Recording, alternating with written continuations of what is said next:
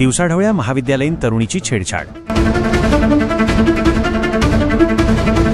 सीसीटीव्हीत घटना कैद।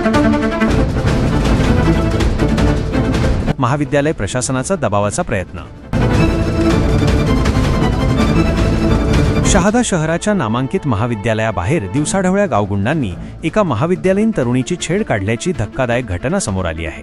माझ्यासोबत लॉजला चल असे म्हणत 2 तरुणांनी तरुणीचा विनयभंग केला। विशेष म्हणजे ही संपूर्ण घटना महाविद्यालयाच्या परिसरातील सीसीटीव्ही कॅमेऱ्यात कैद झाली आहे। मिळालेल्या माहितीनुसार महाविद्यालयात असताना 2 अज्ञात तरुणांनी संबंधित तरुणीची रेकी केली होती। यानंतर महाविद्यालयातून बाहेर पडत असताना विना नंबर प्लेटच्या दुचाकीवर आलेल्या या दोन्ही तरुणांनी तरुणीला गाठून तिचा हात पकडला आणि तिच्याशी असभ्य वर्तन केले।